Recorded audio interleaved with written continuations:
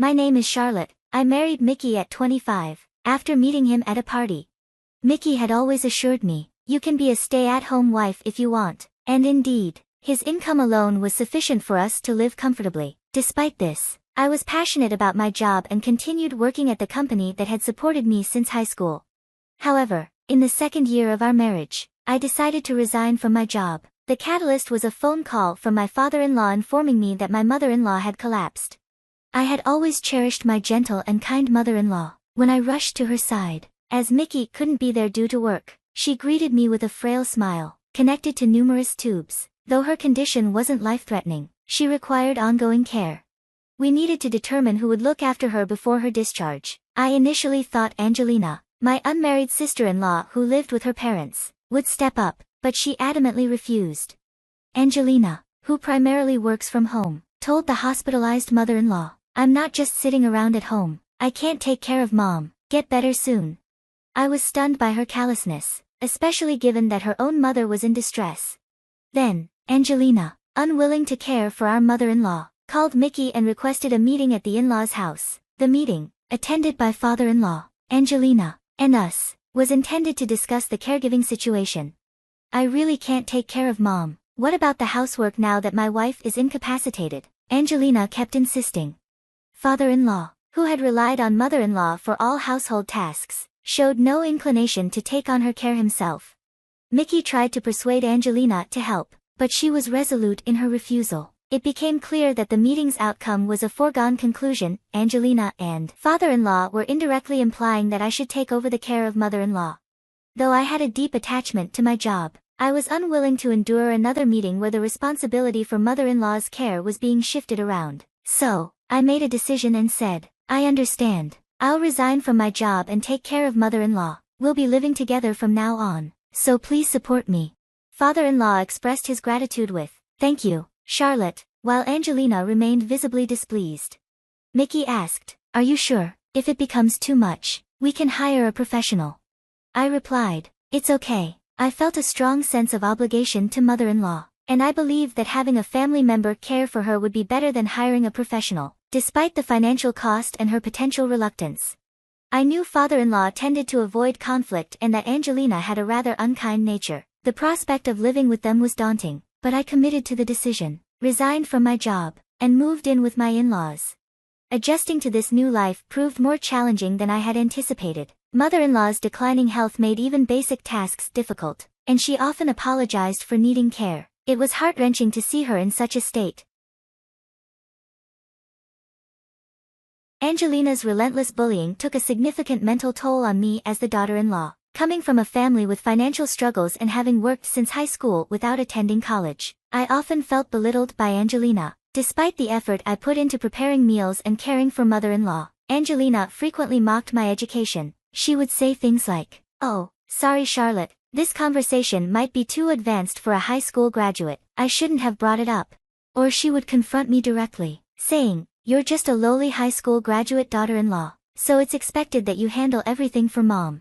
Mother-in-law, despite her frail condition, would reprimand Angelina, saying, don't speak to Charlotte that way.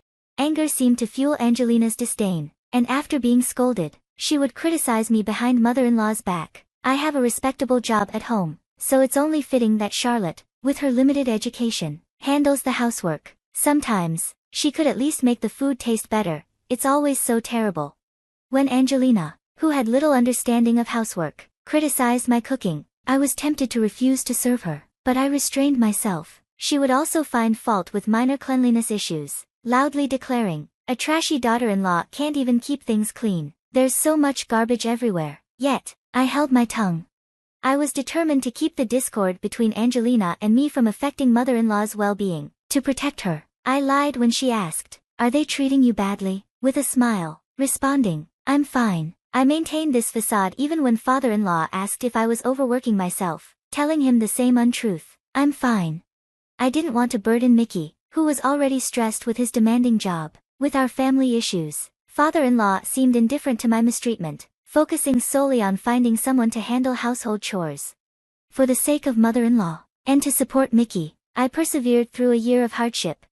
Then, mother-in-law passed away peacefully in her sleep. In the midst of my shock and grief, Angelina cried out. Mama died because you didn't take proper care of her. You're such a useless, trashy daughter-in-law. Despite my efforts to care for mother-in-law, I was haunted by the thought that her death might be due to my shortcomings. During the funeral service, I felt like a hollow shell, lost in a daze of sorrow and self-blame. Mickey was always thoughtful, but Angelina constantly undermined me when he wasn't around, sneering, "You're really useless." After the funeral service for mother-in-law, I felt there was no longer a reason to stay with my in-laws. Standing alone in my suite, looking at mother-in-law's empty bed, father-in-law approached me with a desperate plea. "Please, Charlotte, now that my wife is gone, I need you to continue living with us." It was clear that father-in-law couldn't manage housework, and I couldn't see Angelina stepping up either. It seemed he wanted me to stay on as a housekeeper. I was taken aback, particularly by the audacity of his request immediately following mother-in-law's funeral.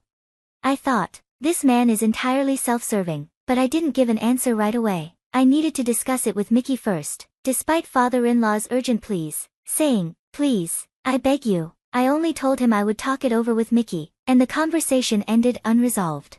A few days later, Mickey said, "Charlotte, now that Mom has passed, there's no need for us to stay here any longer. Let's move out and live just the two of us. You've been through so much." I agreed with Mickey. Without mother-in-law, there was no reason to continue living with Angelina, who constantly belittled me, and father-in-law, who seemed to see me merely as a housekeeper. Grateful for Mickey's support, we decided to leave my in-laws' house. However, Angelina had other plans. "What? You can't just leave. It's so heartless to talk about leaving right after Mom's gone." When Mickey and I informed Angelina and father-in-law of our intention to move out, Angelina's reaction was explosive. "It's not heartless. Charlotte took excellent care of Mom. She deserves to be free now. Finding a job with her education level is nearly impossible. If she can't contribute to society, she should at least be useful here to Dad and me. Charlotte was outstanding at her job. You have no right to speak to her like that." "Neither Mickey nor Charlotte is going anywhere," Angelina declared. After storming out, the discussion was abruptly ended.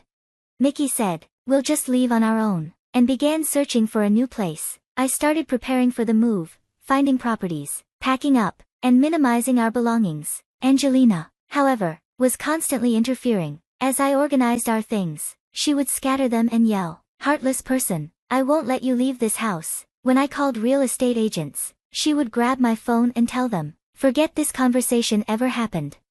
Her behavior became increasingly erratic. Mickey would get frustrated and argue with her, but she would retaliate, shouting, "Your wife is terrible, you don't know how to pick women," and nothing would improve. One evening during dinner, when both Mickey and I were at our breaking point, Angelina, unusually cheerful, called out to me, "Charlotte, my fiancé is coming over tomorrow. I know you're not much use, but try to be a little less brainless, okay?" I was accustomed to Angelina's harsh words when Mickey wasn't around, but hearing her mention a fiancé surprised me. I knew it was rude, but I couldn't help but wonder why anyone would want to marry someone like her. After being scolded repeatedly during dinner, I responded vaguely and carried on with my usual housework. The next day, Angelina appeared more stylish than ever and introduced her fiancé, Randolph. He was dressed in a sharp suit, polite, and seemed intelligent. I couldn't understand why such a decent man would want to marry Angelina. As I prepared drinks and made my way to the living room, I overheard Angelina's voice. "That woman over there is Mickey's wife. She's completely useless. I handle all the housework and took care of Mom before she passed away. If it weren't for her, Mom might have lived longer." I was stunned, feeling as if I'd been struck by her words. The realization of how unfairly I'd been treated hit me hard. I had been doing all the housework and caring for mother-in-law, while Angelina contributed nothing.